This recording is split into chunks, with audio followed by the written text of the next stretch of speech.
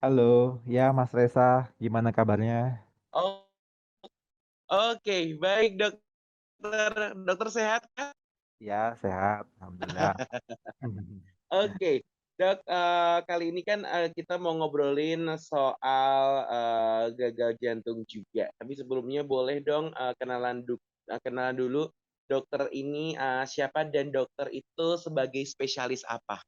Oke, ya sebelumnya Sobat Solo Radio, eh, perkenalkan saya Dr. Adi Bestara, spesialis jantung pembuluh darah. Saat ini saya bertugas di Rumah Sakit Dr. Muardi, Surakarta, rumah sakit milik Pemprov Jawa Tengah, dan selain itu saya juga dinas di atau juga praktek di Rumah Sakit Triharsi dan rumah sakit asli di Wonogiri. Hmm. Oke. Hmm. Oke, di situ berarti dokter ya. Terus kali ini kan juga ngobrolin soal gagal jantung nih ya dok ya, biar selalu lovers di sini juga paham dan lebih aware juga gitu ya soal penyakit jantung. Ini tuh termasuk penyakit yang banyak terjadi di Indonesia nggak sih dok? Wah, banyak sekali. Ini eh, kasus terbanyak di poliklinik itu adalah gagal jantung untuk penyakit jantung ya. Hmm? Adalah gagal Lebih jantung. lebih lebih banyak dan lebih di poliklinik tuh lebih sering juga berarti ya dok ya? Iya, sering. Nah, nggak cuma di poliklinik sih di Hmm. di kasus-kasus yang datang ke IGD di gawat darurat juga kadang-kadang ya sekitar 50-an% kasusnya ada gagal jantung. Selain Oke. kasus-kasus yang lainnya serangan jantung, ada gangguan irama jantung, tapi kasus gagal jantung memang eh, sangat dominan. Oke. Terus di dok, sebenarnya gagal jantung itu kondisi yang kayak gimana sih? Boleh jelasin mungkin ke solo lovers tuh masih ada yang awam dan mungkin masih belum tahu dok gagal jantung seperti apa. Ya, oke. eh, jadi sebelumnya saya ingin sedikit sharing ya mengenai gagal jantung. Jadi gagal jantung ini kita bisa tahu dulu ya kalau kita pengen tahu apa penyakitnya kita bisa balik ke eh, proses cara kerja fisiologisnya dari jantung. Ya, kita tahu kan bahwa fungsi jantung adalah untuk memompa darah ke seluruh tubuh untuk bisa mencukupi kebutuhan oksigen di sel maupun jaringan. Jadi fungsi utamanya dia sebagai pompa. Selain juga apa namanya di dalamnya juga ada proses-proses kerja lainnya ya, baik kelistrikan jantung. Nah, oke. Dan kalau misalkan pompa ini mengalami gangguan, maka disitulah terjadi gagal jantung. Jadi gagal jantung kalau definisi adalah suatu kondisi di mana otot jantung tidak bisa memompa darah sebagaimana mestinya untuk memenuhi kebutuhan oksigen dan nutrisi di tubuh. Seperti itu, simpelnya. Oke, simpelnya seperti itu ya dok ya. Dan mungkin buat kamu solo lovers yang pengen tanya-tanya soal gagal jantung juga boleh di WhatsApp di 0816675110 nanti aku sampein kepada dokter Adi. Dan jangan lupa solo lovers stay tune karena ada 1 jam ngobrolin barengan sama dokter. Stay tune. Oke, dokter mau nanya juga nih, mungkin juga solo lovers juga tanya juga, ini tuh gagal jantung tuh beda nggak sih dok sama serangan jantung? Oke, bedanya apa gitu ya? Mm-mm. Iya, oke. Ya, eh, sebelumnya saya berarti cerita dulu nih, berarti kalau serangan jantung itu apa? Serangan jantung itu adalah peristiwa eh, pecahnya plak di pembuluh darah koroner, sehingga menyebabkan dia akan menyumbat dari pembuluh darah koroner itu, sehingga terjadilah jantung kurang oksigen. Akibatnya kurang oksigen dan kurang nutrisi, jantungnya ototnya akan mati. Sehingga muncullah keluhan nyeri dada yang hebat sekali. Rasanya ya kata yang udah rasanya kayak kayak mau mati ya gitu ya rasanya. Sakit sekali dadanya, keringat dingin, muntah-muntah. Habis itu eh, ya bisa aja sampai pingsan itu ada kayak gitu. Itu akibat dari serangan jantung. Jadi lebih ke arah nyeri dada yang hebat gejalanya ya. peristiwa seperti tadi yang saya jelaskan ya. Nah, kalau gagal jantung itu adalah eh, dia eh, efek dari berbagai peristiwa yang ya peristiwa di jantung ya, termasuk serangan jantung di akhir-akhir di atau di awal ya, di awal nanti dia akan bisa jadi gagal jantung akut, yaitu kegagalan dari jantung untuk memompa pembuluh darah waktu serangan jantung itu, atau kronis, gagal jantung kronis. Ya, gagal jantung kronis itu jadi akibat dari serangan jantung tersebut, nanti ke depan jantung akan melar, dan kemudian eh, yang udah terlanjur mati tersebut ya ototnya, dia akan kesulitan untuk memompa. Sehingga lama kelamaan pompanya akan melemah, dan disitulah jadi suatu gagal jantung. Nanti akan saya jelaskan mengenai tanda-tanda dan gejala-gejala dari gagal jantung ya setelah ini. Jadi Oke. secara garis besar ya, kalau gagal jantung dia bisa ada akut maupun akut tuh yang waktu jadi cepat ya akibat dari peristiwa akut. Kalau yang kronis adalah akibat dari peristiwa dulunya udah pernah ada problem jantung, sehingga timbul tanda dari gejala gagal jantung. Nanti yang akan kita bahas lebih lebih banyak kita bahas adalah yang mengenai gagal jantung kronis ya. Gagal jantung yang sudah berlangsung lama, tahunan, seperti itu. Oke. Terus nih dok, ini kan penyakitnya tuh bisa dibilangnya sangat serius gitu ya. Dan itu bisa menyerang siapa aja sih dok? Apakah kita yang muda-muda ini tuh juga bisa kena gitu? Oke, jadi kita bahas dulu ya mengenai apa namanya penyebab dari gagal jantung, gitu ya. Sehingga jantung itu gagal memompa, apa sih penyebabnya? Ya, yang pertama adalah serangan jantung tadi ya, penyakit jantung koroner. Yang berikutnya ada hipertensi, ada penyakit katup jantung, ada gangguan irama jantung, ada penyakit jantung bawaan, ada infeksi jantung, ada obat-obatan yang bisa memicu merusak jantung, dan penyakit-penyakit genetik lainnya atau metabolik ya, metabolik misalkan diabetes, penyakit tiroid, itu bisa menyebabkan gagal jantung kayak gitu ke depannya, atau kelelahan dari otot jantung, seperti itu. Nah, kalau jadi gagal jantung bisa menyerang siapa aja. Kenapa? Karena ada tadi ya sebab-sebabnya, ada yang udah di awal-awal eh, itu bisa muncul, misalkan penyakit jantung bawaan. Itu dari sejak muda, dari sejak kecil pun juga bisa kayak gitu. Maka di situ bisa nanti di perjalanannya dia akan jadi gagal jantung. Tapi ada juga yang gagal jantungnya dia terjadi di akhir-akhir, misalkan mungkin baru timbul hipertensi atau diabetesnya di usia 40 50-an, sehingga nanti di belakangnya akan jadi gagal jantung. Jadi bisa bisa usia muda sekali, bisa usia pertengahan, bisa usia akhir-akhir kehidupan. Jadi bisa di kapanpun dari life cycle. Oke. Terus berarti kan tadi tidak tidak pandang bulu juga dok, siapa yang kena dan mungkin mau perempuan mau laki juga atau mungkin bahkan umur berapa juga gitu gitu dok ya. Nah, ini dok, ada mitos atau fakta juga nggak sih kalau misal suka dibentak-bentak atau dikagetin tuh juga menyebabkan gagal jantung gitu dok? Hmm, eh, just a myth aja itu kayaknya. Nggak bener kayak gitu. Em, Oke.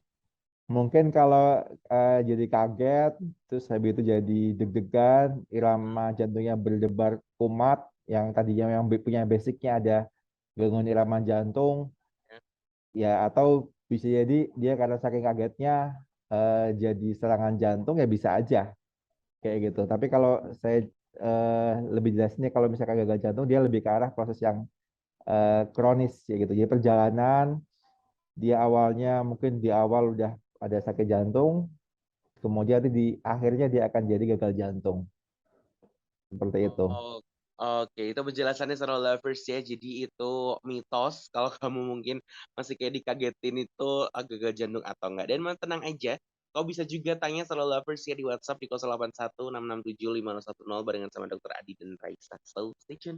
Masih ada 1 jam lagi. Balik lagi Solo Lovers ya barengan sama Raisa dan Dokter Adi masih Dido banget dan di segmen Halodoc nih. Halo dokter. Halo Mas Reza. Oke, masih on ya. Gimana Mas, sudah Oke. makan belum? Waduh. Sudah dok, kalau nyemil-nyemil sudah lah ya. Oke. Dokter tadi habis makan Solo Lovers ya. Oke, dokter ngomongin soal gagal jantung Mas Yan nih ya. Itu tuh terjadi karena pola hidup yang nggak sehat kah atau faktor keturunan sih dok atau mungkin karena faktor apa aja nih? Oke, ya. Jadi gagal jantung ini intinya adalah tergantung dari penyebabnya. Kalau tadi saya udah bilang ya. Jadi kalau istilahnya kalau gagal jantung yang gampang dipahami oleh orang awam adalah istilahnya adalah jantung bengkak. Nah, jantung bengkak itu kok bisa jantungnya melar ya, jantung melar, jantungnya bengkak ini kok bisa kayak gitu ya. Banyak ya sebabnya, yaitu yang pertama tadi saya sudah sebutkan ya, jantung koroner. Habis itu ada hipertensi, hipertensi lama dia akan jadi bengkak juga. Eh, Penyakit katup, gangguan irama jantung, penyakit jantung bawaan. Nah, infeksi, infeksi jantung maksudnya ya. Nah, atau penyakit endokrin ya, penyakit metabolik itu juga lama-kelamaan bisa jadi gagal jantung. Nah, kenapa kok bisa? Ini saya ambil gambar pemahaman yang gampang dipahami ya. Contohnya pada hipertensi. Hipertensi kok bisa bikin gagal jantung sih kayak gitu. Kita ibaratkan jantung ini kayak otot bisep, otot di lengan ya. Kalau kita eh, angkat barbel tiap hari, lama-lama jantung kita akan jadi tambah tebel kan? Ya nggak? Ya, Tambah ya. tebel. Terus Hmm, habis itu nanti kalau kita angkat barbel terus suatu ketika maksudnya dia nggak berhenti berhenti ya. Kalau berhenti, kalau intermittent ya atau selang-seling mungkin akan jadi tambah gede atau tambah bagus ya. Tapi kalau dia terus lama-lama ada suatu ketika ototnya nggak kuat, ya nggak? Oke, ya, samalah ya. kayak gitu ceritanya kayak Hmm, hmm, hmm. jantung. Jantung Oh, kita diminta untuk melawan tekanan tinggi akibat hipertensi. Kayak gitu ya. Jantungnya kan kena tekanan yang tinggi nih. Namanya hipertensi. Tensinya tinggi, ya nggak? Dia lama-kelamaan jantungnya bisa menyesuaikan, bisa mengkompensasi dengan cara dia akan menebal, membesar. Sama kayak kita akan barbel lama dia akan ini ya, menebal gitu ya, tambah gede. Nah, di suatu ketika kalau tekanannya tinggi terlalu tinggi dan udah di luar batas kemampuan jantung, hmm, lama-lama hmm. dia akan melar. Iya nggak? Nggak kuat nih otot. Iya, Soalnya iya. jantung ini otot kayak gitu. Nah, ya udah jadi sama. Jantungnya akan lelah, timbullah gagal jantung. Jantungnya bengkak, melar kayak gitu. Oke, kurang lebihnya juga sama ya dok. Berarti seperti itu gitu ya. Yes. Oke. Terus kalau misal gejala-gejalanya nih dok, gejala-gejala yang dialamin gagal jantung itu seperti apa sih dok? Boleh dijelasin nggak? Oke. Gejala-gejalanya. Kalau gejala-gejalanya, kalau menurut buku, menurut panduan ya internasional, Hmm, dia bilangnya ada gejala yang khas dan gejala yang tidak khas ya. Khas atau tipikal dan yang nggak khas atau atipikal. Gejala yang khas apa aja? Yang yang pertama adalah sesak napas. Sesak napasnya bagaimana? Nggak semua sesak napas loh. Ada sesak napas yang dia lebih cenderung lebih khas untuk jantung, yaitu sesak napas yang dipicu oleh aktivitas. oke, Jadi oke. dia dengan aktivitas dikit udah ngos-ngosan, menggeh-menggeh, cepet capek. Kalau dia istirahat, seseknya nggak cepet hilang. Nah, yang berikutnya eh, dia lebih senang kalau tidurnya agak lebih tinggi kayak gitu, agak setengah setengah duduk lah kayak gitulah ceritanya ya. Kalau tidur pakai bantalnya nggak cuma satu nih, dua atau tiga kayak Ya, gitu. Nah, kenapa? Karena kalau dia tidur telentang, dia kayak kelelep, kayak tenggelam. Paru-parunya kan isinya air.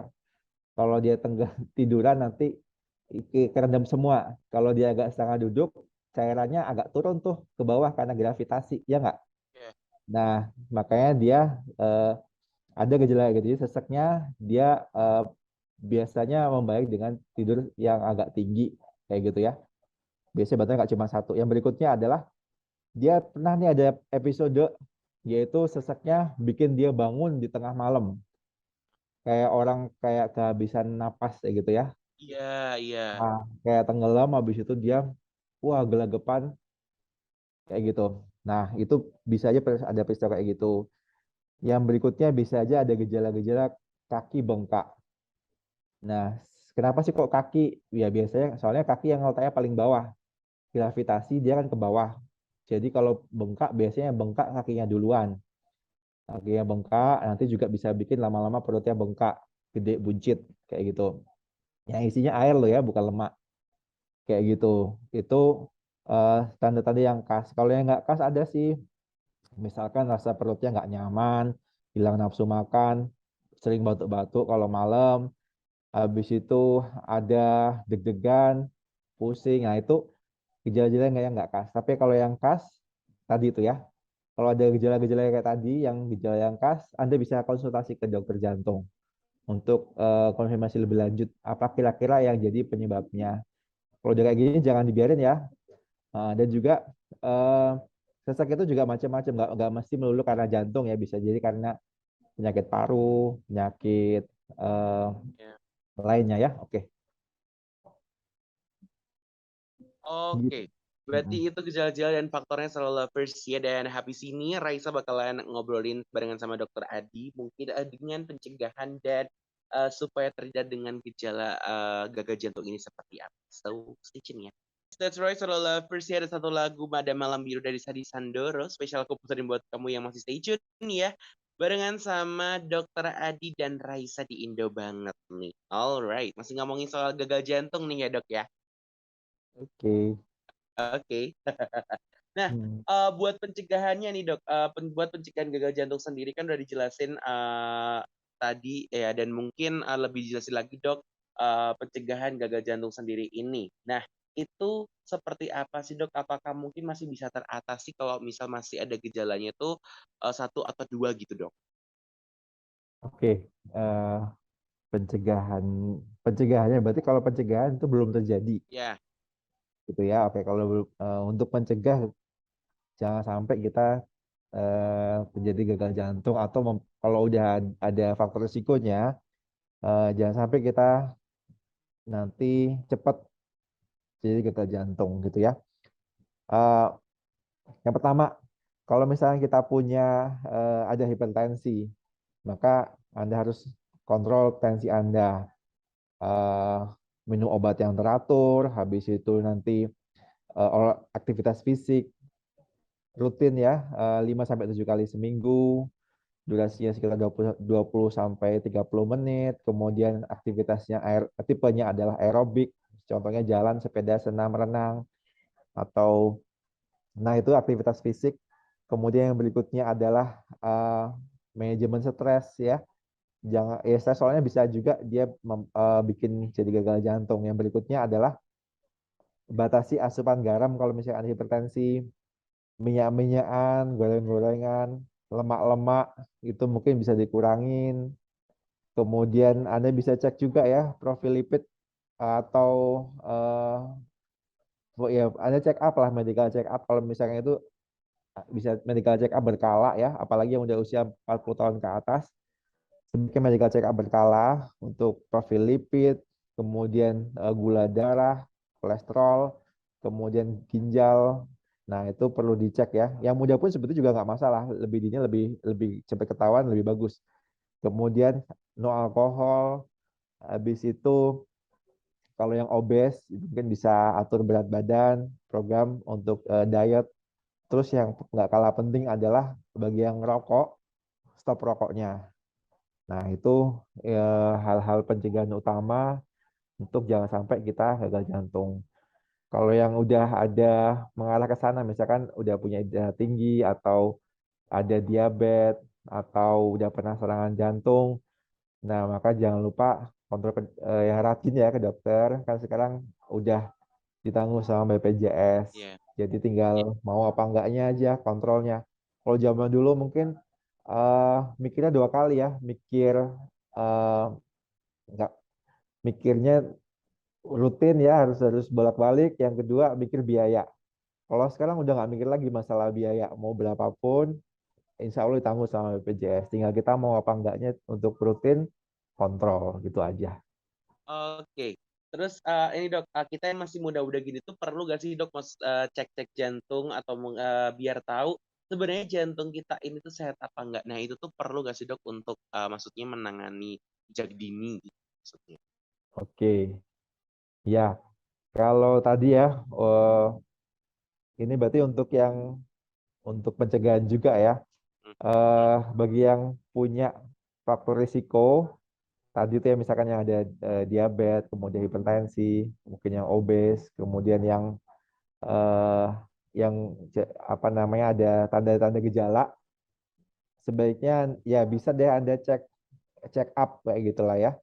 Check up, eh, Anda bisa konsultasi ke dokter jantung untuk dilakukan pemeriksaan-pemeriksaan tambahan kayak gitu. Yang pertama, screening yang paling gampang adalah Anda bisa dilakukan perekaman jantung.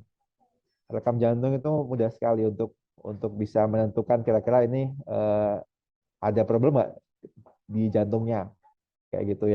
Yang berikutnya adalah ronsen dada. Ronsen dada, torak itu bisa nanti kelihatan juga ya, nggak cuma jantung. Ya kalau kalau temuan jantung sih jantungnya bisa tampaknya melar ya kalau gagal jantung ya udah bengkak kayak gitu. Bisa juga kelihatan paru-parunya. Adakah kemungkinan dari paru-paru ini bisa bikin penyakit jantung? Ya, yang berikutnya lebih advance lagi Anda bisa lakukan pemeriksaan-pemeriksaan laborat untuk menanyakan gagal jantung. Ada berbagai ini ya apa namanya marker kayak gitu. Di antaranya adalah BNP. Gak cuma itu ya panel yang Anda perlu harus cek juga tadi yang saya sebutkan. Perlu screening ya tadi masalah metaboliknya. Eh, Contohnya gula darah, kemudian HB, anemia ya untuk tahu anemia, kemudian ginjal, fungsi ginjal, kemudian lemak ya profil lipid. Juga kalau misalkan lebih advance lagi ada gejala-gejala yang lebih spesifik ke arah berdebar-berdebar atau eh, tiroid, Anda bisa cek ya profil tiroid, pernah dapatkan tiroid kayak gitu. Dan apa namanya untuk menegakkan diagnosis secara pasti, secara lebih detail, Anda bisa konsul ke dokter jantung. Nanti kita bisa lakukan namanya USG jantung bahasa awamnya ya. Kalau bahasa medisnya namanya ekokardiografi. Seperti itu Mas. Oke. Mm-mm. Oke, terakhir nih dok, mungkin ada pesan atau mungkin nasihat untuk solo lovers semuanya biar jantungnya tuh tetap sehat gitu dok. Oke, ya kalau saran dari kita eh, jangan sampai deh gagal jantung kayak gitu. Bagi yang belum kena ya, jangan sampai deh gagal jantung. Soalnya perawatannya ribet dan kalau berobat nanti obatnya akan seumur hidup kayak gitu. Ya, jadi jangan sampai gagal jantung lagi, jangan sampai jantung koroner. Kalau ada hipertensi cepat ditangani, kemudian kalau ada diabetes dikontrol, kalau obes turunkan berat badan. Nah, kalau yang udah ada gagal jantung, Anda jangan jangan pesimis, harus optimis. Kayak gitu. Kita dokter jantung selalu siap untuk menangani dan membantu gitu ya. Nanti Anda bisa ikuti saran dokter, monitor yang berkala dan juga istirahat yang cukup kayak gitu. Oke, terima kasih dokter udah ngobrol barengan sama Raisa dan solo lovers di Indo banget. Terima kasih ilmunya dan terima kasih juga saran-sarannya untuk tetap menjaga jantung kita gitu ya dok ya. Ya, ya makasih banyak. Sebenarnya kalau diomongin bisa panjang kali lebar nih ya Mas. Panjang kali lebar lebih lagi ya dok Ya, ya. cuma ya kita simpel-simpelnya aja yang hari-harian kita biasa temuin lah. Oke. Oke, Oke. dan itu solo lovers ya masih ada 1 jam lagi barengan sama Raisa di Ide banget. So stay tune.